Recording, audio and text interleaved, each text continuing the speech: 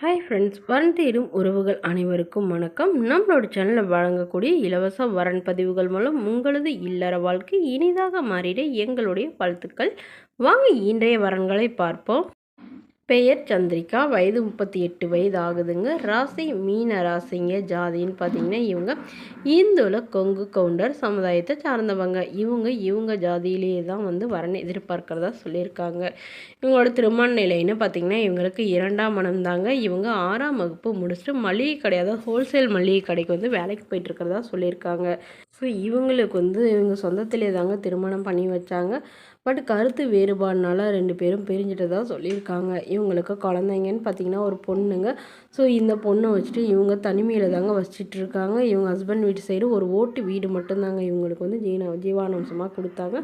அவங்க ஓரளவு வசதியானவங்க தான். ஆனால் இவங்களுக்கு இவ்வளவு தான் கொடுத்துருக்கதா சொல்லியிருக்காங்க. ஸோ இவங்க கூலி வேலைக்கு போய் தான் தன்னுடைய பொண்ணை காப்பாற்றுறதாகவும் சொல்லியிருக்காங்க. ஸோ இவங்க மதுரையில் வசிச்சிட்ருக்காங்க. இவங்களுக்கு அம்மா இல்லைங்க, அப்பா மட்டும்தான். அப்பாவும் இவங்க அண்ணாவோட சென்னையில் இருக்கிறதா சொல்லியிருக்காங்க. ஸோ இவங்க தனிமையில் இருக்கிறதுனால தனக்கும் தன்னுடைய பொண்ணுக்கும் இவங்களோட பொண்ணு குழந்தையாக இருக்கிறவங்க பார்த்துக்கிட்டாங்க. பட் இப்போ பாதுகாப்புக்காக இவங்க மறுமணம் பண்ணிக்கிறதா சொல்லியிருக்காங்க. அதனால் தன்னோட ஜாதியில் தான் வேணும்.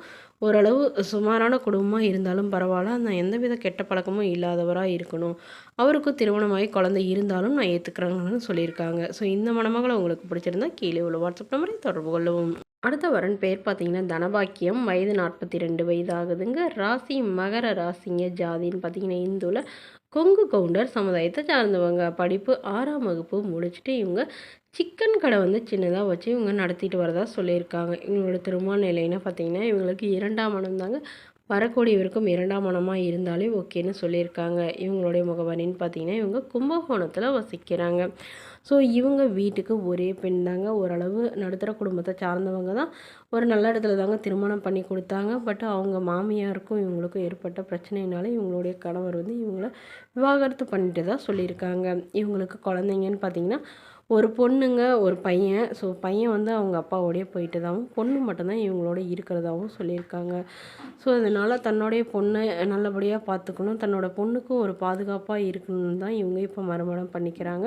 இவங்க அப்பா அம்மா வீட்டு சைடும் இவங்கள கண்டுக்கிறது இல்லைன்னு சொல்லியிருக்காங்க. ஸோ தன்னையும் தன்னோட பொண்ணையும் ஏற்றுக்கிட்டு நல்லபடியாக பார்த்துக்கிற மணமகன் வேணும்னு கேட்டிருக்காங்க.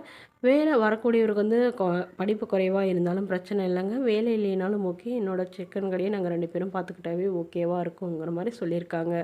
மேலும் இந்த மணமகளை உங்களுக்கு பிடிச்சிருந்தா கீழே உள்ள வாட்ஸ்அப் நம்பருக்கு உங்களுடைய முழு விவரங்களையும் எங்களுக்கு சென்ட் பண்ணுங்கள். நாங்கள் இந்த மணமகள் வீட்டாருக்கு அனுப்பி வைத்து இவங்களுக்கு ஓகேங்கிற பட்சத்தில் மணமகள் வீட்டாரோட ஃபோன் நம்பர் இலவசமாக வழங்கப்படுங்க. நம்மளோட சேனல் பேர் சொல்லிட்டு யாராவது அமௌண்ட் கேட்டாங்கன்னா தயவு செய்து கொடுக்க வேணாங்க. இது போன்ற இலவச வரங்களை நம்மளோட சேனல் சப்ஸ்கிரைப் பண்ணிக்கோங்க. தேங்க்யூ.